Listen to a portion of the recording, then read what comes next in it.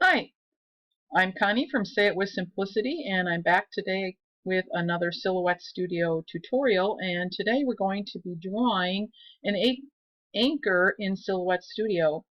If you've been following my channel, you'll know that I'm all about creating my own unique designs. Also, in the past 6 months, I opened an Etsy shop and I sell my designs on Etsy. I've been learning Adobe Illustrator and have been getting my toes wet a little bit with Photoshop. And I have to admit that there is a little bit of a learning curve with some of these programs, and but I'm not afraid to try new things and keep on learning. One of the ways that I do that is Skillshare. Skillshare is an online learning community with thousands of classes in design, business, technology, crafting, and you name it, it's there.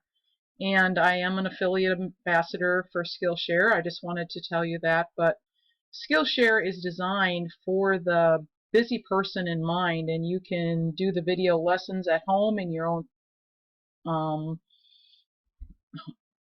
in the privacy of your own home and at your own pace. And it's become one of my favorite ways to learn. They also have a mobile app, so if you want to take your classes on the go, I mean, that's something that you certainly can do. And so I encourage you to take a look at Skillshare, because some of the things that I've learned about Adobe Illustrator actually apply to using Silhouette Studio too. And so I really, feel that there's some great opportunities out there for learning more, and being able to create your own designs. Silhouette Studio is a very powerful software, and there's so much you can do even in the standard edition. And if I'm going to spend money on vectors and designs, then I'm going to spend it on the more complex designs that I can use with some of my crafts. But there are things that I can easily create on my own, so why not? I may not be perfect in the way that I do some of them, but if they work out, then that's all the better. And so I just really like to experiment, and I hope that you do too. So without any more of the babbling, I'm going to work on this anchor. And this is one that I drew previously, and so I don't know that the one that I'm going to create with you here today is going to turn out exactly the same way, but I can give you the fundamentals, and it'd be something great for you to use in some of your summer designs. Now I have my page set up here, and I actually turned off my mat. You can see that this is the arrow for the mat, and so you can imagine I'm just in this little, like, I think this is a 5x5 space with the mat turned off, and hopefully that way you'll be able to see this process a whole lot better. So the first thing I'm going to do is I'm going to grab a rectangle, and I'm going to drag it down. Let's go about that far. And now I'm going to create another rectangle, and I don't want this one to be quite as wide as that one. And they're not perfectly lined up, but I can select all of that, and I can align center, and that puts them in the center of each other there a little bit. And I'm going to move this one down just by using my arrow key on my keyboard. And I'm not going to weld this yet. I mean, you can see that this is kind of a cross shape. There's a couple things I want to do yet before I weld those together. So let's grab the circle, and I'm just going to hold my shift key down, and I want to draw a circle that kind of goes over the end of my narrow rectangle here. And let's leave it at about that. And I'm going to duplicate that. I can Control C, Control V, and it gives me another one. And I'm just going to kind of place it over here at the other end of my sides of my anchor. And I'm going to hold down my shift key and select this one, and this one, and I'm going to align them in the middle. And I'm also going to group them, and there's a method to my madness because I want these to be sort of equidistant before I weld them on my ends. And so now in a group, they're going to shift together. So what I'm going to do is I'm going to hold down my shift key and select my two circles and my top bar here, and I'm going to align them center and align them middle, and they move just ever so slightly, but now that I know that they're perfectly lined up to that bar there, and now I can click on weld, and that gives me this shape here. So now I'm going to select all of this, and I'm going to align center, and you can see that it moved just a little bit, and now I'm going to click on weld, and now I have that beginning part of the anchor there.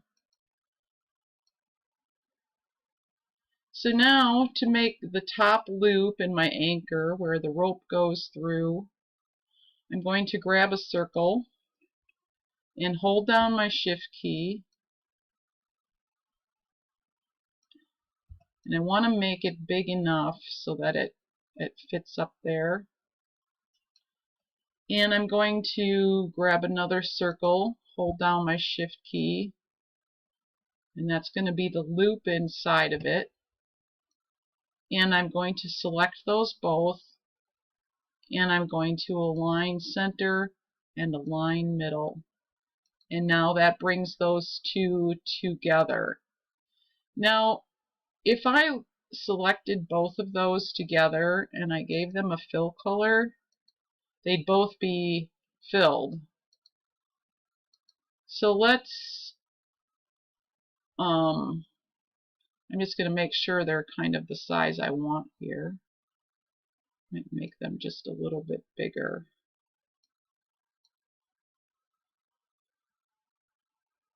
That should do. I'm going to make the little circle a little bit smaller. And let's realign them. Align center, align middle. And now I can select all of them. I'm going to right click and I'm going to make compound path. And what that does, I'm going to show you here, is make that into more like a donut shape where when I add a fill color, it's in both of, or just in the outside ring of that. So now I'm going to take that back to no color, and I'm going to slide it over my anchor, and I'm going to align center, and I'm going to hit weld, and now I have my top loop and my bar here. And actually I'm finding that a little bit fat, so let's just kind of undo that. And I'm going to just make this a little skinnier. And now I can align these in the center again and weld. And I like that a little bit better. So as you can see, it's probably not perfectly the same. And so when you're beginning this, if you want to make this narrower or wider, whatever you happen to like, you can do that. Now the way I created this down here is I grabbed a ellipse again and I just dragged it out. And you can kind of see that this comes away from, or wider than this part here.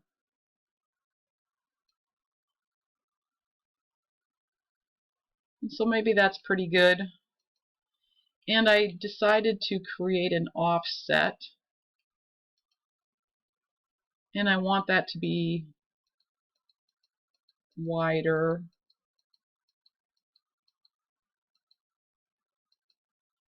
And let's click apply. I'm going to go right there. And you kind of get the idea. Now remember, this isn't a compound path yet. So if I fill that in, it's like that. But if I make compound path, now this is a shape. One shape. Okay, so, but that's not an anchor. That's kind of a loop there. And so I'm going to take my knife tool and I'm going to hold down my shift key, and I have my knife settings on solid and straight, and I'm going to unclick the auto apply in case I decide that I want to move that. But I'm going to hold down my shift key, which is going to give me a line straight across or whatever direction I drag it. And I'm going to hold that down, and I'm going to drag it across this, and let's just go up with it a little bit and click apply, and now that slices that shape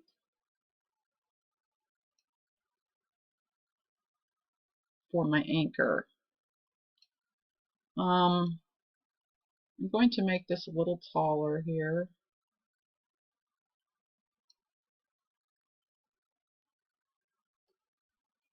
And maybe just a hair narrower. And now I can select all of this, align center, and weld. And now I'm getting closer to being finished here. And actually you could leave this here if you wanted to, but I sort of like these points on there. Gives it that sort of a vintage look.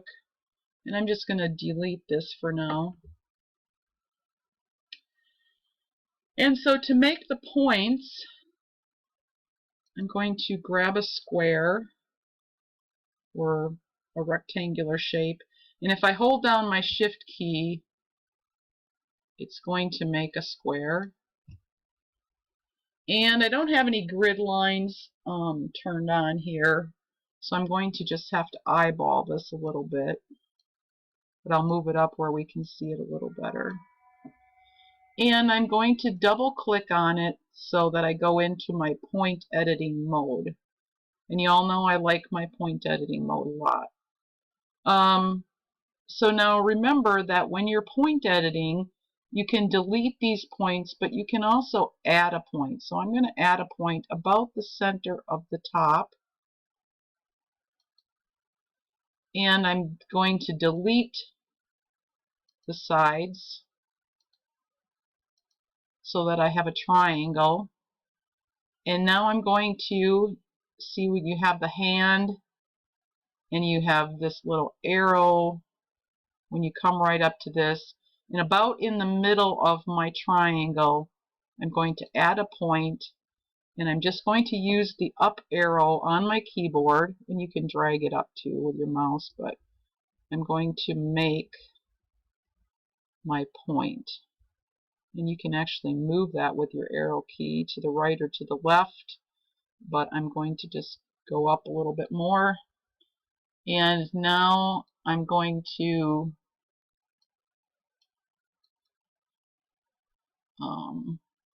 now I'm done with it. So I'm going to pull this into place here and sort of get it situated where I like the way it looks. And I need one for the other side, and I want it to be in pretty much the same position. And I could copy it, paste it, flip it around, and bring it over there. But I'm going to copy it in front So I'm going to go copy and right click again and click paste in front. And you can see that that line got a little bit darker. That means there's a second one there. So now I'm going to click on that top one, and I'm going to go to Object, Mirror, Flip Horizontally. And now that's on the same plane, and I could use my transform or this panel here, but I'm just going to use my arrow key on my keyboard to slide it over there, which isn't too difficult to do.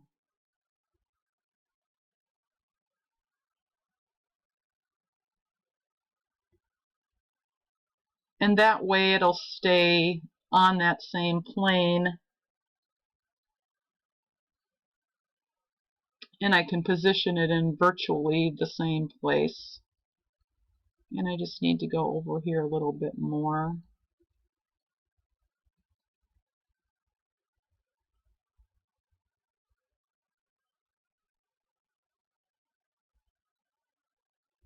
And that's about right.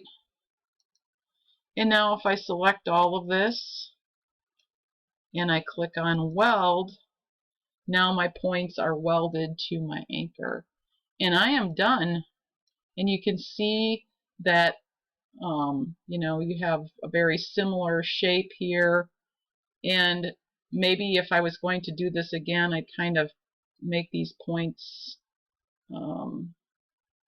you know, go a little bit more centered here. And I could still do that, but for right now I'm just going to leave it at that. Now one of the things I can do is I can also click on this and point edit, and I can drop this point here down a little bit.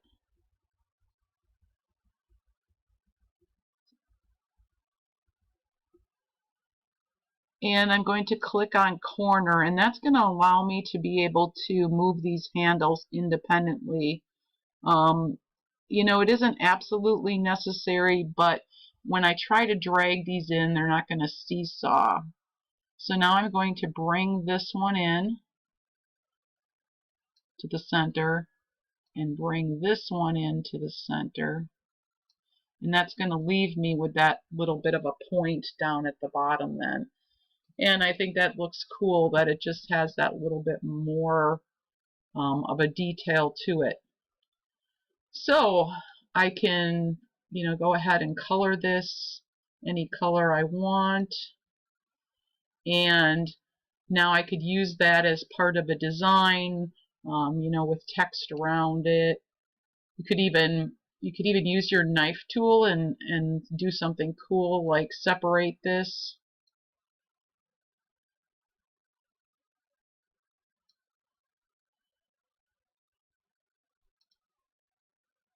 And I didn't, you know, hold down my shift key, but you know, you could actually put some text in between this, or chop out a section and, you know, add some text in between there. You know, you could put text around it. I'm just going to undo this.